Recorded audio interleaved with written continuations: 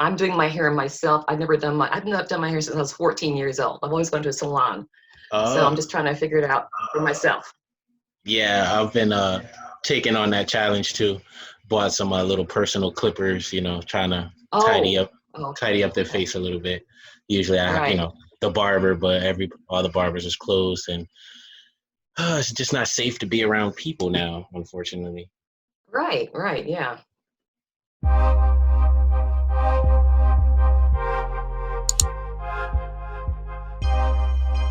Pull up my questions here. I'm so happy to see you. I haven't seen you in such a long time. Yes, it has been several years. Yes, I know, yeah. I was in Bridgeport for Mother's Day for about 20 minutes. My husband and I drove down to see my parents, and we had masks on. They had masks on. My mother did. We didn't go in. I went into the doorway, and I talked to my aunt and my father. And after about 15, 20 minutes, we turned around and came back up here because we didn't want to come in, and if we happened to be carriers and we didn't want to catch anything, who knows? So it was all that we could do, all that I could do. Yeah, it's a crazy time period right now. Just with everything, we really got to take this social distancing seriously. But what can you do? We just gotta keep our families safe. So, right. All right. So I'm gonna jump into it. Welcome everybody. Welcome back to another episode of JCIRL, Connecticut's #1 transformation podcast, where we share stories of transformation through Christ with viewers like you. Today is a very special day. I have my first Sunday school teacher, Miss Lisa Braxton, and published author and poet as well.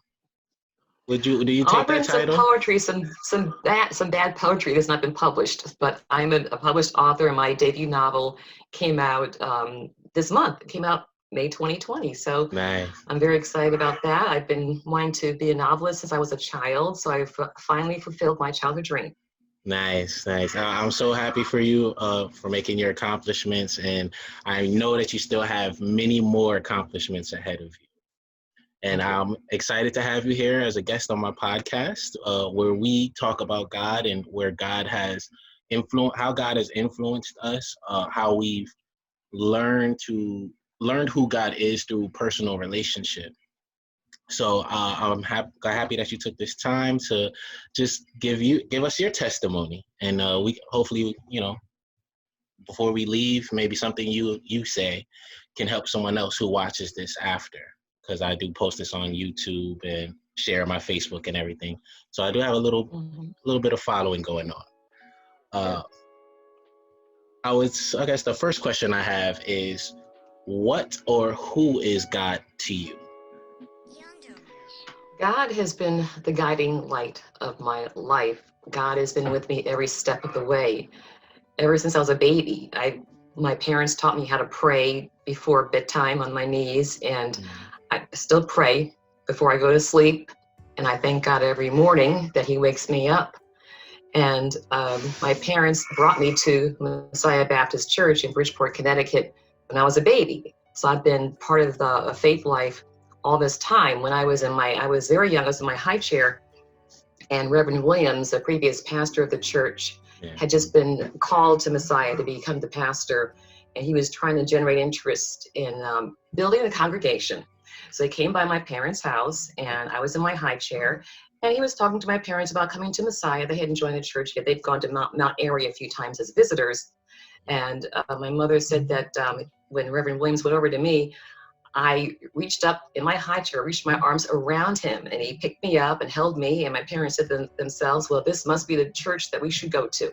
Nice. So I was the first baby that he did a baby blessing for. I was the first baby he christened. And then not long after that, once I was old enough to go to school, my parents enrolled me at Zion Lutheran School, which no longer is in operation. But I was going there from kindergarten all the way through 8th grade. I was involved in the choir and all of the school activities.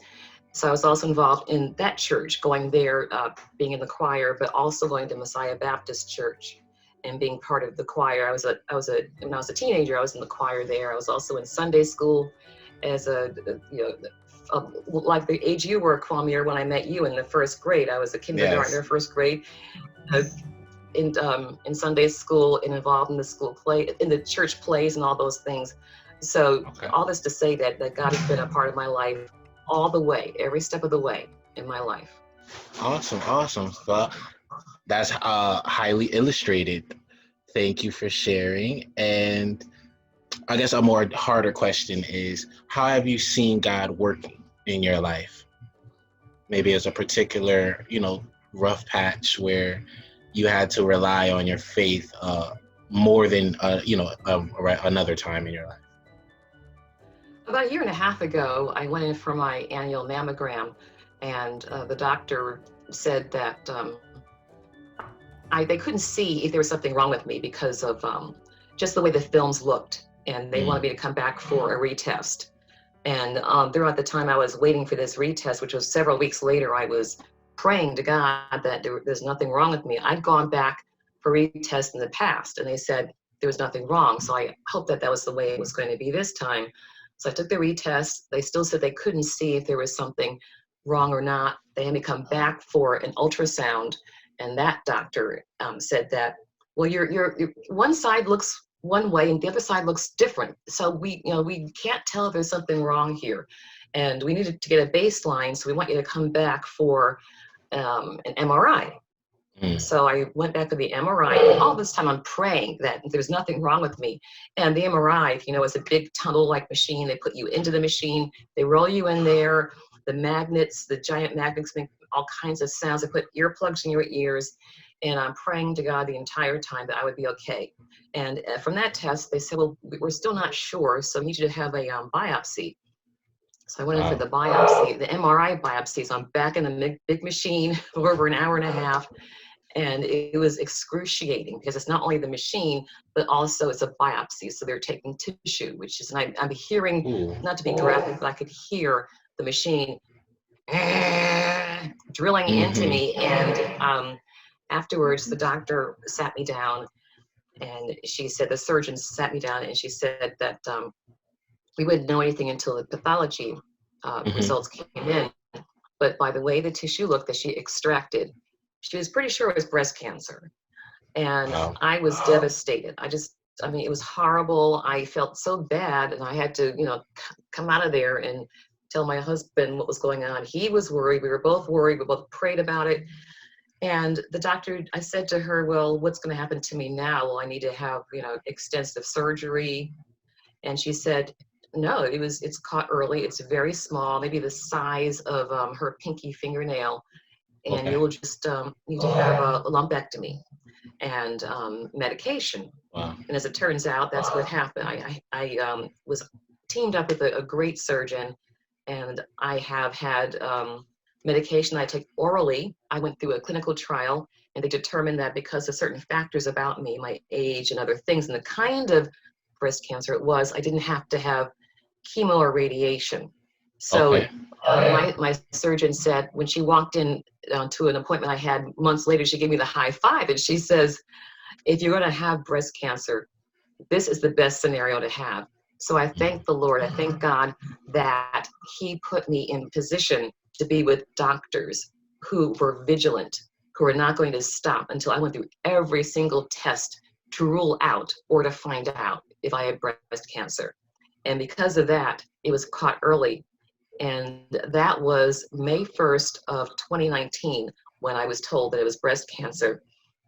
If not for going through the annual mammogram and all the other tests, I wouldn't be here now talking to you. I would not be here now. I may not be here now. I may have had extensive life-altering surgery, Yeah. disfiguring surgery. I may not even be alive.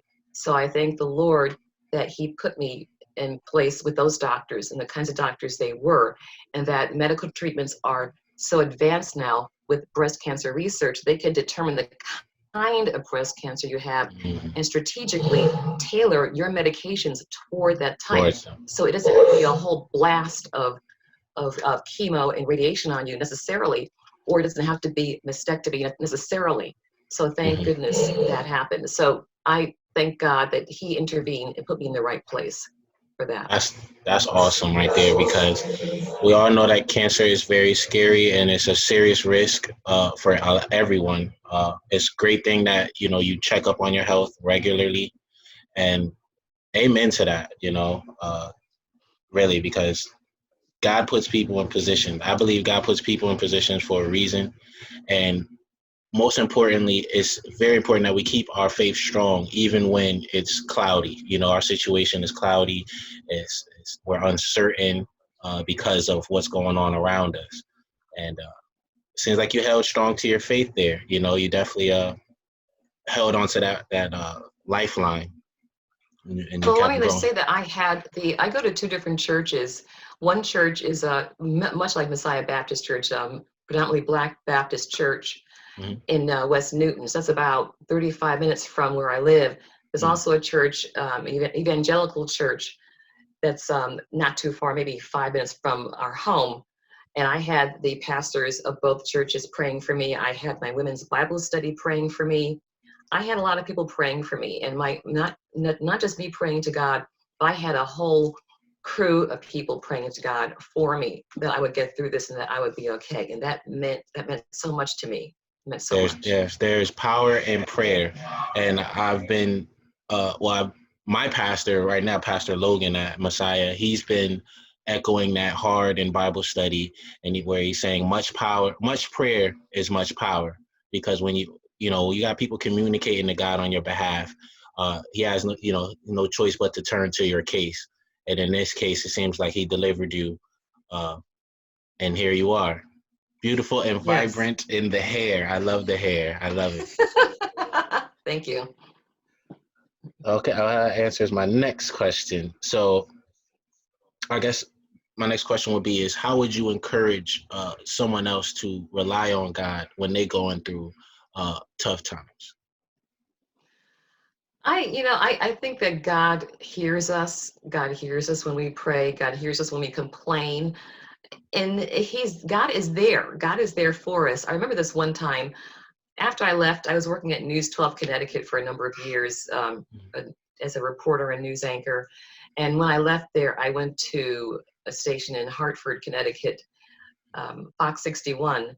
And it was very cutthroat. The people there were not that nice. They were cutthroat. It was a difficult, kind of a toxic work environment. And I came Mm, home from work one day and I said, and also I was in Bible study there too. At that church, I was going to an AME church, and I was there under watch care. I didn't okay. join. I just, because I knew I was going to be moving on at some point. So in Bible study, our Bible instructor said to us that God does listen to us. And if you listen closely enough, you will hear God. So that day I came home upset about the way things were at work. And I'm thinking, why am I in this situation at this TV station? I hate it here.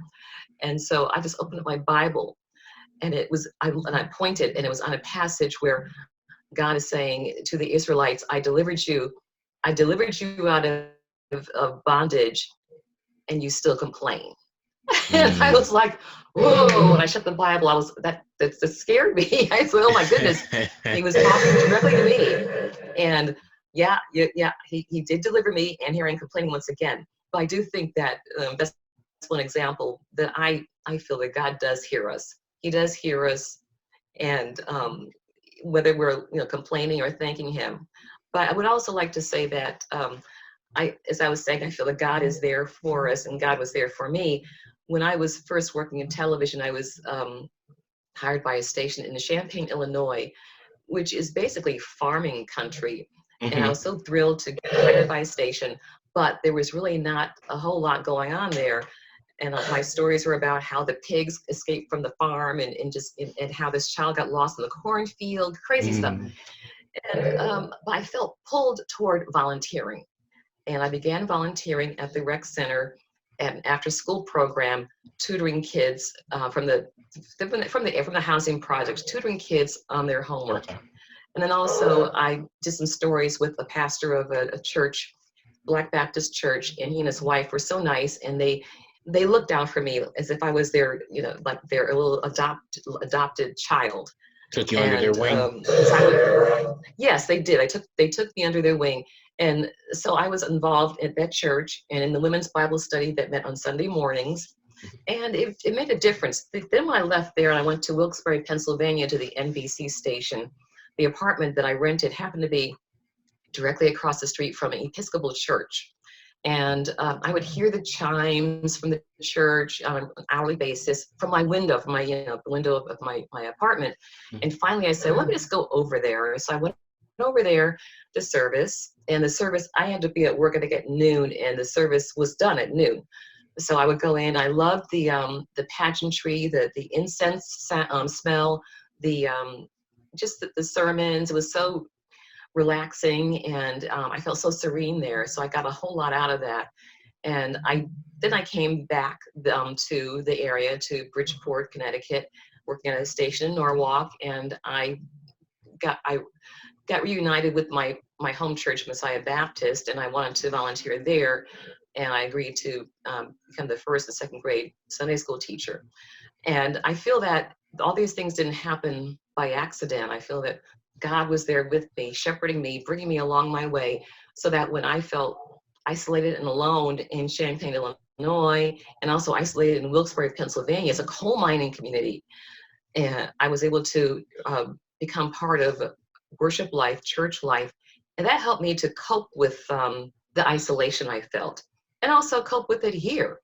Because right now, I mean, people are just so upset about this COVID-19, as we all are, because our country and our world, I believe, has never experienced anything like this before.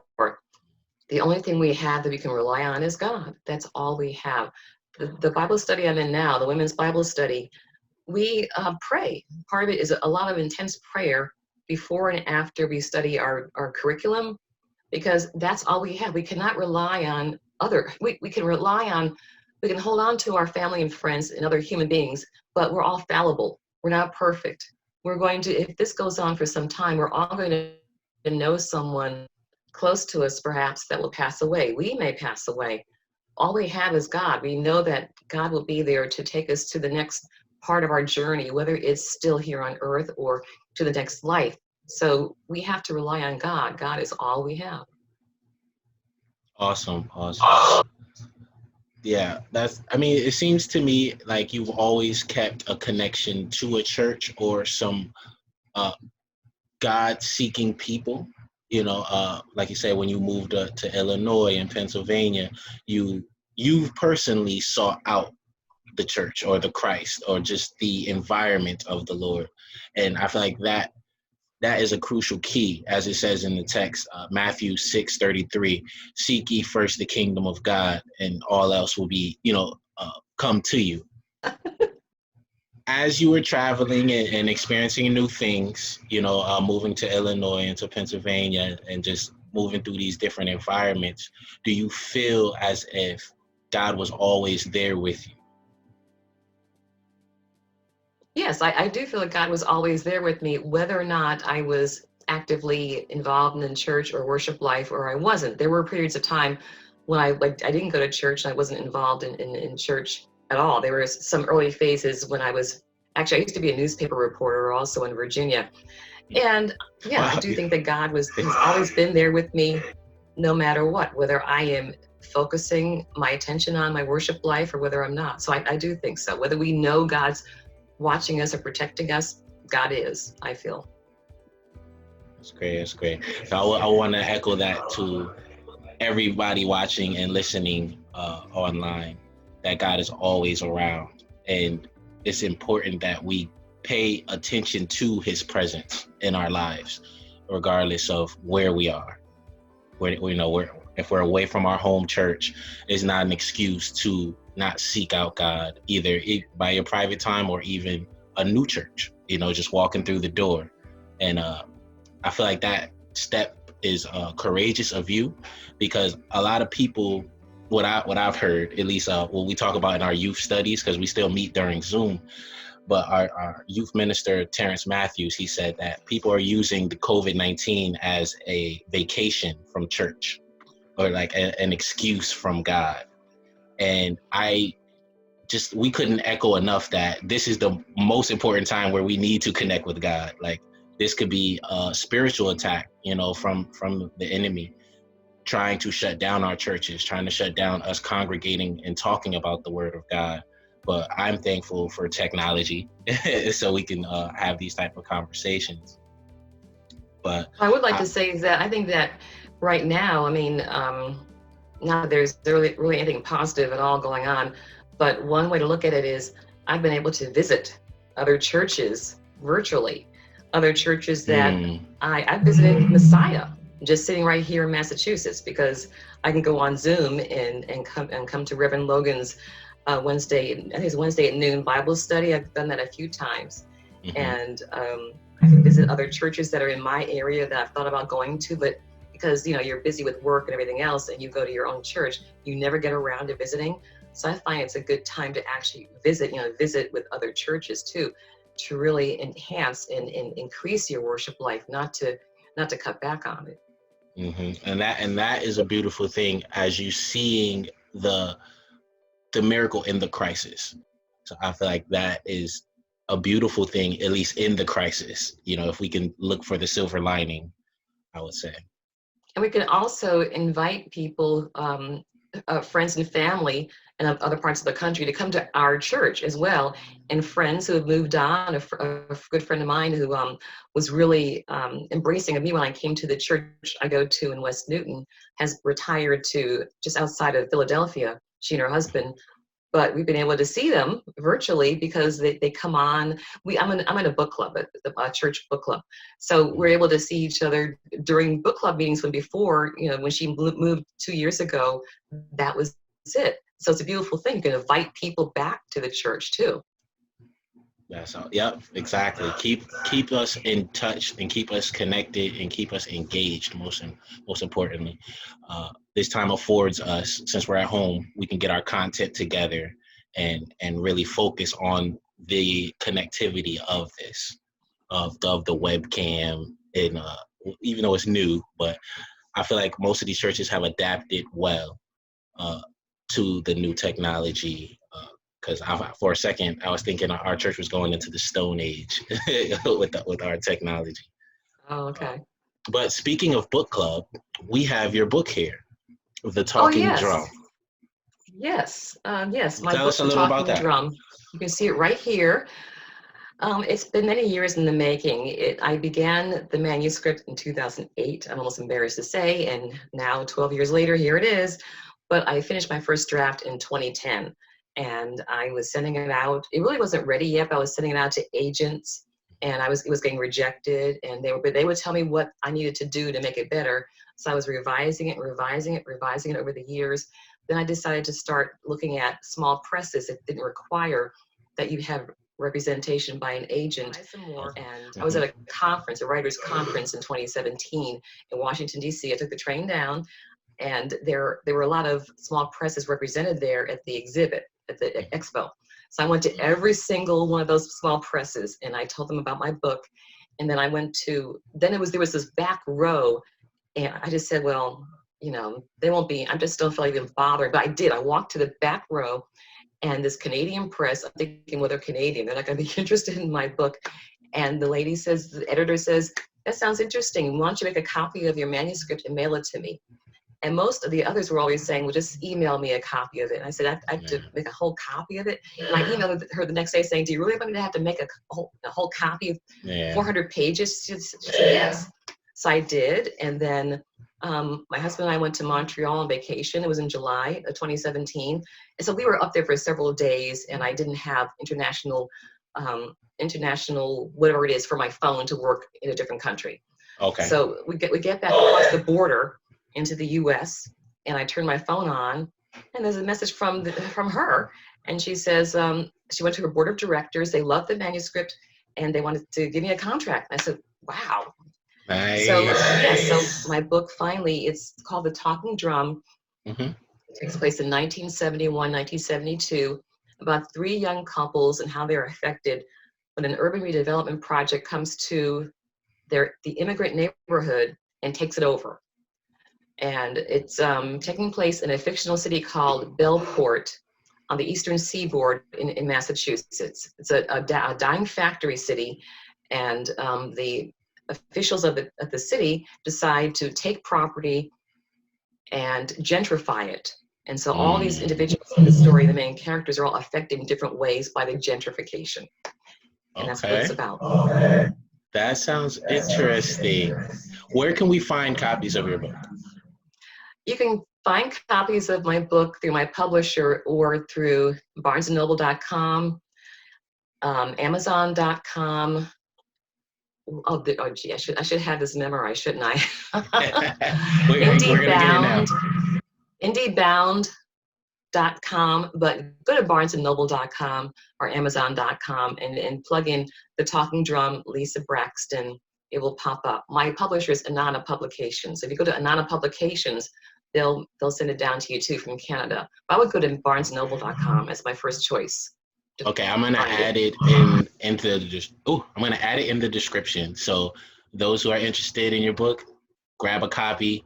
It's a phenomenal writer. You've put 12 years into this material. I know it's phenomenal. I already pre-ordered. I can't wait to get my copy, and I'll tell you what I think after I finish. Good. You can write a review on Amazon for me. Okay, will do. I will. But as long as it's nice. Of course, of course. That concludes my questions for my interview. Is there any last comments you'd like to make to the viewers? No, I think that covers about everything. Does your podcast mostly, is it for people in Bridgeport or is it all over? Oh, it's around the world. It's on YouTube. Okay. So anyone Okay. searches... Well, I just wanted to mention that I am available for book club meetings. If some book clubs want to choose a book as a selection and they'd like to have me do a Zoom interview about the book, I'd be happy to do that. So I'm in talks with... Oh, go ahead. Oh, sorry. How would someone get in contact with you? Oh, go to my website, lisabraxton.com, lisabraxton.com. That's also where you can also find out about buying the book. I have links on that page to go to purchase the book. Okay, yep. So what I was going to say was that also I'm in talks with Reverend Logan at our church, Messiah Baptist in Bridgeport, about doing a book talk for the church by way of Zoom. Okay. So we're looking at about my book. We're talking about doing that toward the end of June. Yeah, get it done. We got to get this awareness out here. Yeah. I will do my part and share.